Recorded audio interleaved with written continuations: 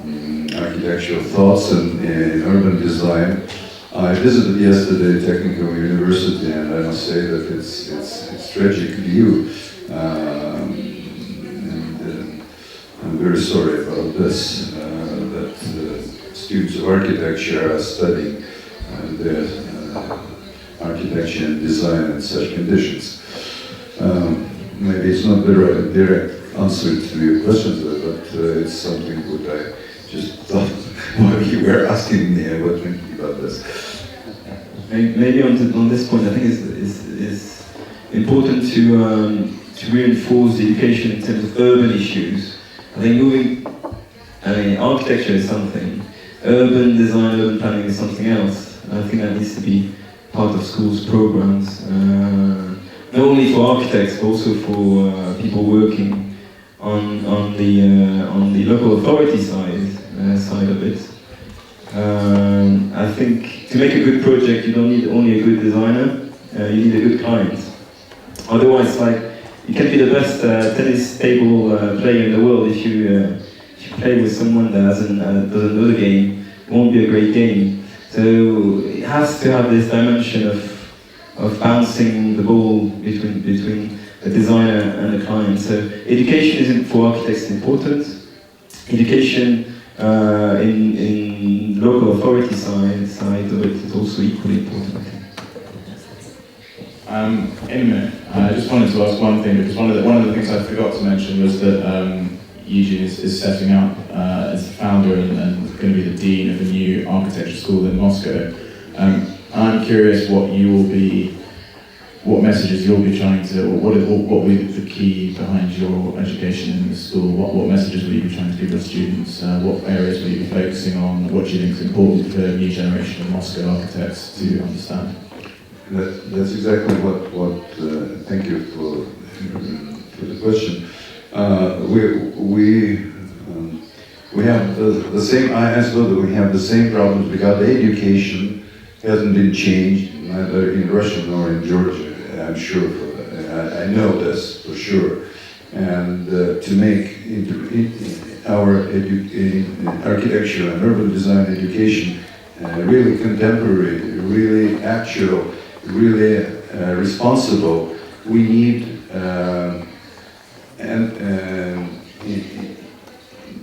we need to enter in international architecture and urbanistic discourse. We are not there yet. And so my school in Moscow, it's not, well, it's just an alternative to the Soviet educational system which still exists after 20 years after perestroika. We still have the same education programs as well, and I know it's for sure that in Tbilisi you have the same problems. So I suppose that what we try to do is to make new international school with strong input of international teachers, from, particularly in urban design. So we will award our students with diploma in architecture and urban design. My question is different. Perhaps you would mention the city where, to your idea, has developed the way you would like it, or went through good phase of development, which can be exemplary in the post-Soviet area, which went through changes which are really memorable for everyone and exemplary for everyone across the world.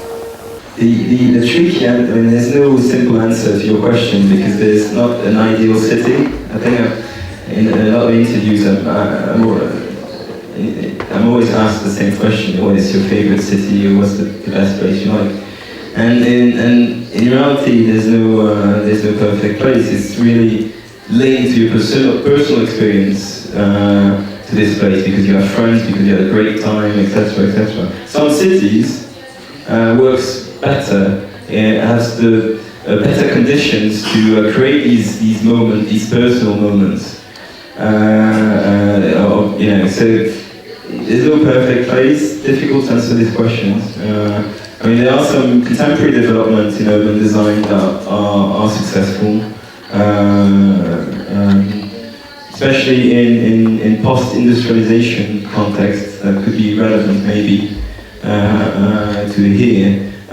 Places in England like Liverpool, Birmingham, even the South Bank in London, all this are successful examples of how a territory, so not only one building, but a territory has been regenerated with new economy, new functions. So for example, if we talk about the South Bank from a past industrial time, and a very derelict place to actually a very cultural, very open places. Again, I won't do a listing here, but certainly there are lessons to learn in different departments. I could add the city of Barcelona, I suppose, is a very good example, not of, if we're not speaking about certain architectural design results, but as the method of taking decisions. I suppose Barcelona is one of the best examples how it works, because it's absolutely transparent system of decision making. It's a lot of competitions. It's the absolutely phenomenal personality on top, Jose Pasabiria, for almost 30 years, the city architect, and mayors change every 3 years. The government changes, but this guy is strongly staying on this position, keeping the city in very good conditions.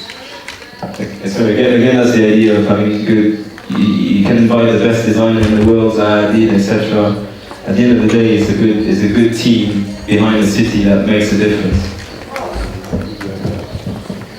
You wanted to come in briefly? Yes. My understanding really from the beginning of the event was to really speak about urbanization. So it's not the buildings, it's not the streets only, and that's something is taken as an abstract. So then one could argue about the visuals of it, one could argue about the designs, and then it's about the professionalism, about the taste, and I'm the expert there to argue about the designs or anything like that. But I speak as a person who lives in the city and who lives in this country.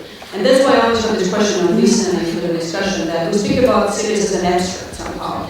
And when we speak about the cities are the cities where many people are living. And then all those experiences of transition that we've had in this country are very exemplary to that, like what happened in the Soviet times, and in the 90s, and how people are actually living in the places that were called cities.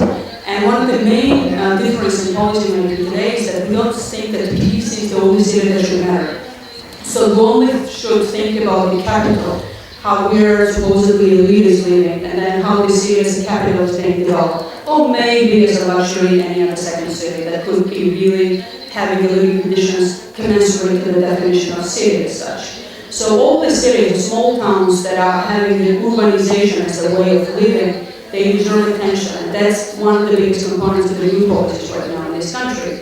And that is why no place for us in the middle of nowhere. Every place is the center of somewhere. And that's the approach in the policy making. And that's how the decentralization of this country is happening. And to give you just a real taste of what this means for the real people in this country, about the aesthetics. In the city of Kuta is the second largest city in this country, historic center of this country as well.